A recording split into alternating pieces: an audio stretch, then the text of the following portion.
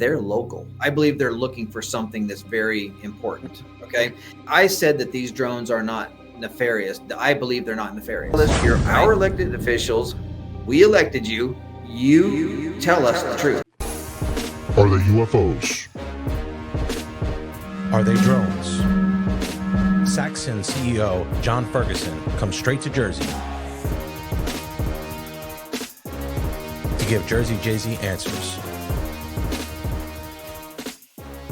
Welcome everyone to Straight Outta Jersey. I am Jersey Joe Zapata. And when you think of New Jersey, we got a lot of crazy things happening in the sky. We got some drones that are there. People think they're aliens. People think they're government doing something. That people think that they're kids just having fun. Well, we need to find some answers. And I saw a guy who did a TikTok video named John Ferguson. He's our next guest, and he works with Saxon Unmanned. He's going to come on because he made a great video, and I think he described what it actually could be in his opinion. So I'm going to bring him on right now. John, how you doing, buddy? I'm doing great, Joe. How you doing? Good, man. Maybe you can help clear up some of these things going on in Jersey for us, and I think you have the best opinion on it. So before we get started, why don't you tell me what you do, what your company is, and what they do? Well, so thank you, and thanks to your followers and listeners. So, I was a Marine, and I was a Desert Storm Marine. I got out, went into deep sea diving, and then went back to school, and then got into piloting submersible vehicles. Spent about 20 some odd years doing that, and then as the oil and gas industry started to drop in the mid, I guess 2010, 2012 time frame. I saw these drones coming out, and I thought, man, those will be really cool tools to use. So I sold my Harley and started my own company doing drones. So, and then the oil and gas industry tanked, and then the drone thing just got bigger and bigger and bigger. And so then I started manufacturing aircraft. So I've traveled to over 80 countries around the world, doing submersible vehicle operations, and then now drone ops. So I've been in business for 15 years or so now, and I've been very fortunate and very blessed to be able to provide unmanned aircraft for some of the largest DoD contractors out there, and then other places around the world. So it's been a long, arduous journey, but here I am. Wow. Let me ask you about your drones. How much do they roughly cost? Because they're very sophisticated. If you look on our website, you'll see that, like the Inspector aircraft is, somewhere around 30 grand. We're a custom manufacturer, so not all of our aircraft are the same or cost the same. We're not like the Chinese guys that just print out drones and they're all right drones, right? But there's issues there. But ours have no Chinese components in them. The larger Chinese components, all the transistors, resistors, and all that stuff, all that comes from China anyway, right? But the Inspector's around 30, 35 grand, and then you put in a $20,000 camera or a $50,000 camera, then you put in a $20,000 military grade radio, and then you put it in a ground station. So you can keep the aircraft as inexpensive as possible, or you can make it the Cadillac and spend 100 grand. But then if you look at this thing behind me here, this aircraft is 30, 40 grand starting out. It's called the Viper. We're converting that over to a VTOL aircraft right now, so it'll probably start in around 100 grand. Wow. And then we have the M14, which is our largest aircraft right now. That aircraft is starting around 100 grand as well. And you can get the military grade radios, a 70, 80, $100,000, $200,000 camera, $500,000 camera put in it. You can put $30,000 radios in it, and a $150,000 tracking system in it. And next thing you know, you've got $500,000 unmanned aircraft. So wow. That's crazy. Now these aircraft that are flying around are comparable sizes to mine and bigger. Wow. Obviously, what's going on in Jersey with all these drones in the air. I personally have seen them. I've heard. Yeah, you. I'm sure you heard. I've seen them, saw them, took videos of it. When I saw it, it looked like it was up there for a while. So your drones, what's the battery life? Can they stay up there a long time? Yeah. So, that's a fantastic question. And I wish that I had more time on these larger networks to explain this. I said that these drones are not nefarious. I believe they're not nefarious, Okay. right? I believe they're looking for something that's very important. Okay. Now, I did the original TikTok video. They took it down. Wow. I made another one while I was disputing the first one. Wow. And then I made 2 more after that. So there's a part 1 that's missing, that they deleted the second one that I did. That was a carbon copy of the first one. So And the third one was a technical videos that explain technically why I said what I said. Mhm. Now, there's certain laws of physics that you just can't overcome. So you have a battery that is going to give your multicopter, a small multicopter about 3 feet in diameter. It's going to give it a battery life of about an hour. And then you put a heavy sensor on there. Mhm. And then anything you do to a multicopter or a drone or even an aircraft, you're going to get penalized, right? So you put a heavy sensor on there, then you put a heavy battery on there, and then you've got to contend with the winds, right? So your flight time on these smaller aircraft are only going to be, could be 20, 30, 40 minutes with a fully decked out aircraft. The larger aircraft, like my M14, that aircraft will spend 20 hours in the air on a tank of gas.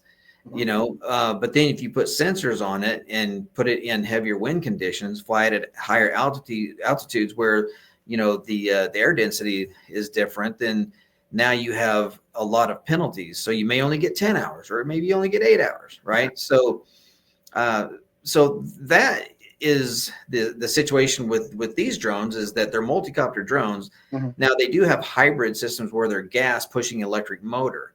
And those will get you 90 minutes or maybe more.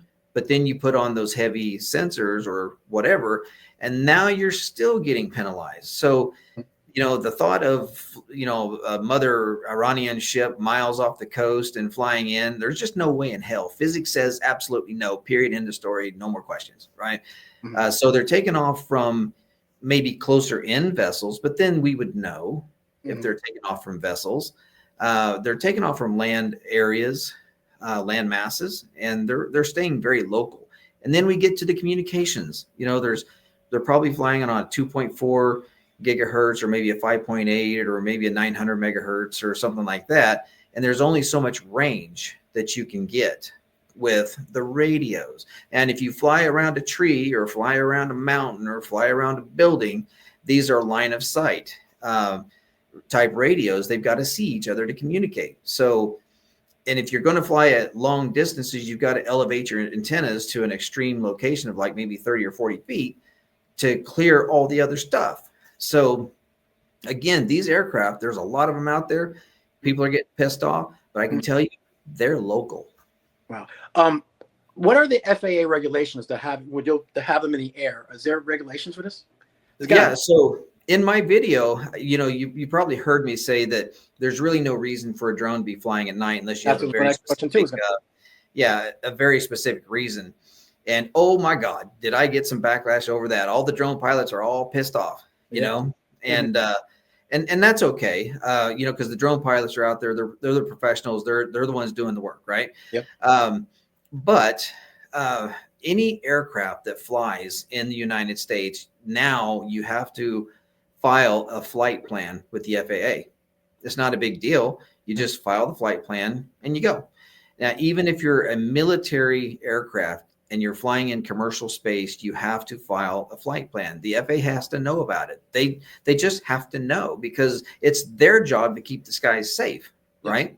Yep. So you can fly at night, and then you have to have nav lights. These aircraft are kitted out with nav lights. So that tells me that they're trying to somewhat stay within the FAA guidelines, right? And I just got through getting into an exchange, with the nice gentleman on Newsmax about, he believes that these are Chinese drones, and they're nefarious and they're being flown by the CCP.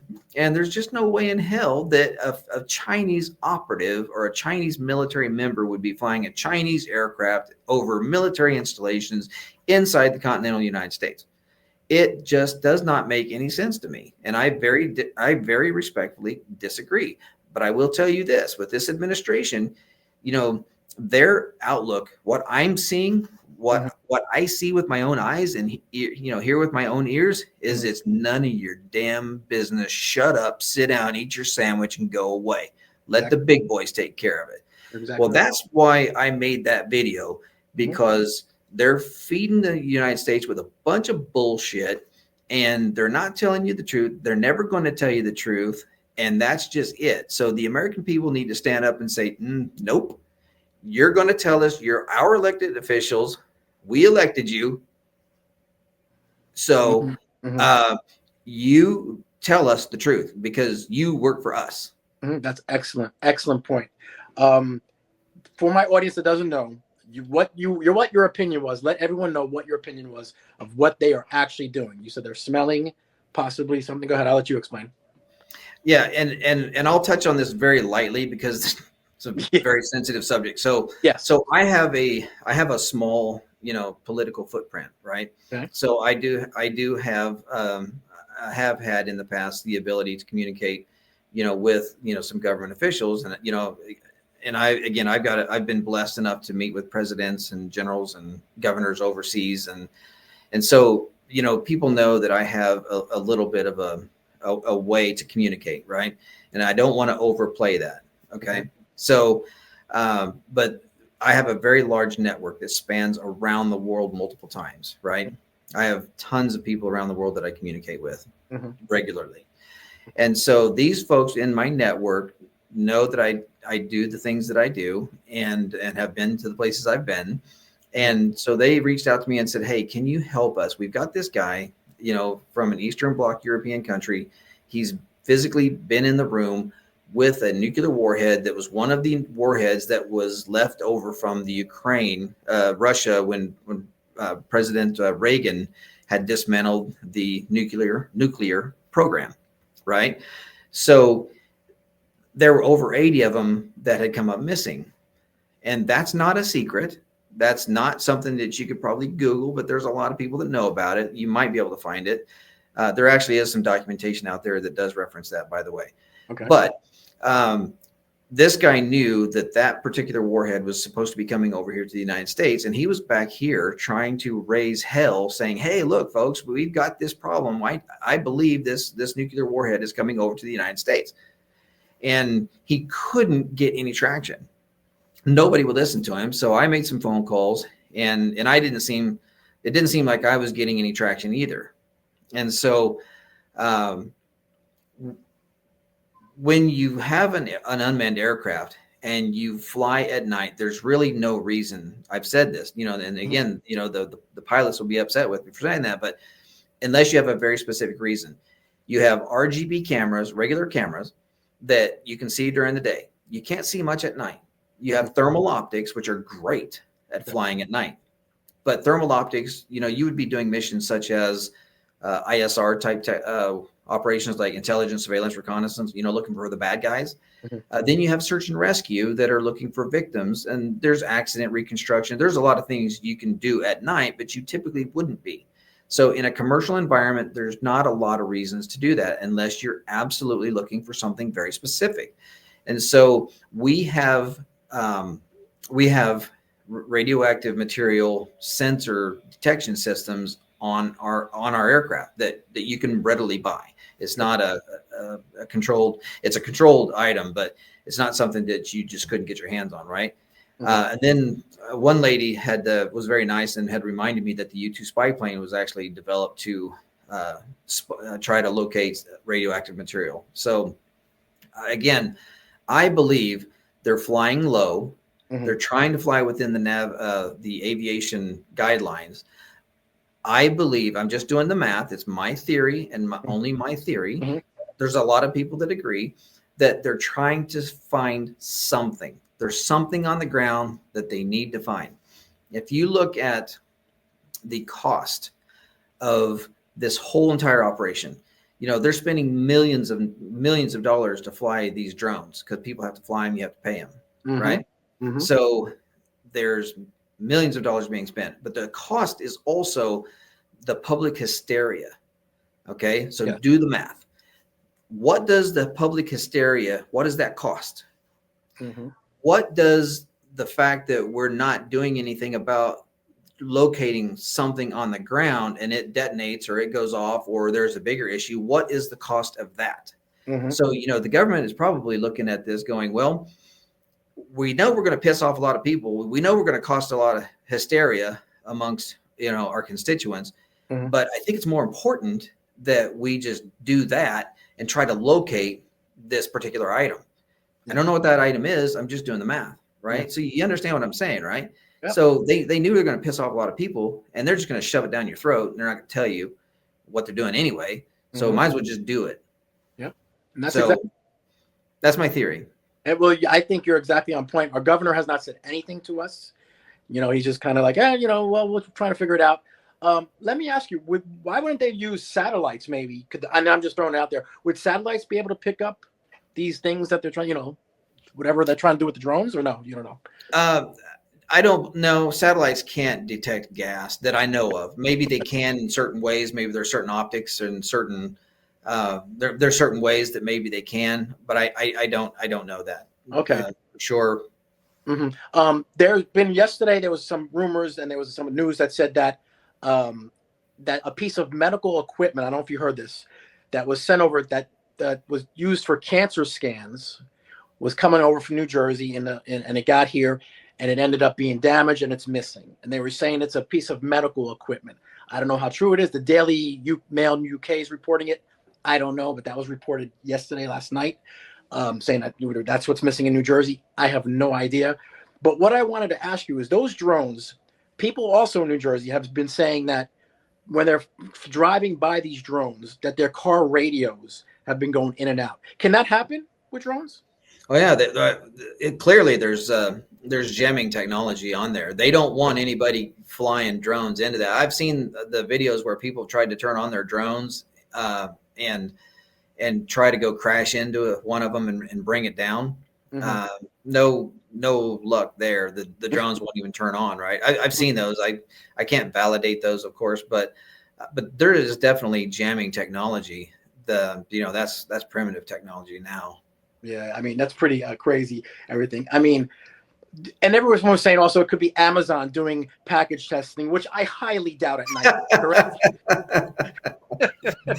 That was one of the numbers too. Amazon was testing. Middle of the night, they're testing. I mean, come on, it doesn't make sense, right? No, just do the math, right? Yeah. Like, don't take my word for it. Just do the damn math. Okay, we know that there's missing radioactive material. That is not uncommon, believe it or not. Okay. And there are reports out there that, I'll let your listeners, do their research on that. Yep. But there are reports where there's just really important stuff that's come up missing. We as a country and other countries around the world, they've just misplaced some stuff, right? So just do the math. Why else would a drone be out there flying at night? And why are they flying in all these patterns, right? So they're not just, from what I'm seeing, they're not just flying about. There's a mission, there's a reason for these things to fly. Just do that. Yep. In your opinion, what do you think is going to happen next with everything that they're doing? What's the next step, or with these drones, or what do you think could happen next? Oh, I'm pretty confident that these drones are just going to go away and everybody's going to forget about it. Next. Well, I think you're right. I mean, you were right on point with that TikTok video, and hopefully they don't try and take down my stuff and everything with this. But I think you're absolutely right, and I think you're gonna, I think you kind of broke up the case and made calm some people down when I post this video in New Jersey, because people are going crazy over here, thinking it's the end of the world. Yeah, and I on a lot of the podcasts that I've been doing lately because of this whole thing, and by the way, like literally that was like my very first TikTok.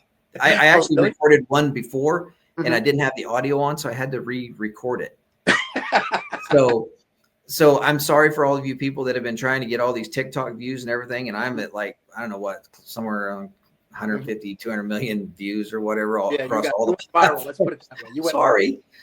But yeah, you're never going to know. The government's going to come out with some, bullshit explanation that sounds really good, and the people are going to go, "Oh, really? That's what that was." And then everybody's going to forget about it, and then something else is going to happen. So that's next. That's what's going to happen. You know, we're going to have the election, you know, the inauguration, and then there's going to be some more drama over that, and everybody's going to forget about the drones, and you know, we're just going to just carry on. Yeah, I don't know if you saw Trump actually had he had a little something going on, and he was supposed to golf in Bedminster, New Jersey, but he canceled it. Something strange is going on. For some reason, they don't want to tell the people, and they should, because the people are really, I mean, they happen to be over Bedminster. Will you shoot them down? They're very close to Bedminster. I think maybe I won't spend the weekend in Bedminster. Yeah, we're going to cancel it, and he knows by his body language what's going on. But they all know. They all know. They all know. You know? Yeah, and you know, I mean, he can't say anything. He's not the president yet, right? So it's not for him to say right now. But you know, I'm sure. You know, I've never had the privilege of meeting the president, but I'm sure he's going to try to clean it up the best he can. What they'll allow him to clean up. You know. Yeah. Well, John, I want to thank you for your time and thank you for your service also. Oh, absolutely. My pleasure. Thank you so much. And like I said, have a great holiday when I'll talk to you, you know, and hopefully I'm not talking to you again about something else going on with New Jersey. Well, you feel free to reach out to me anytime. I appreciate it. And thanks to all of your listeners. And thank you to you, Joe. I really appreciate your show. Thank you so much. Thank you so much, John. Thank you. Thank you.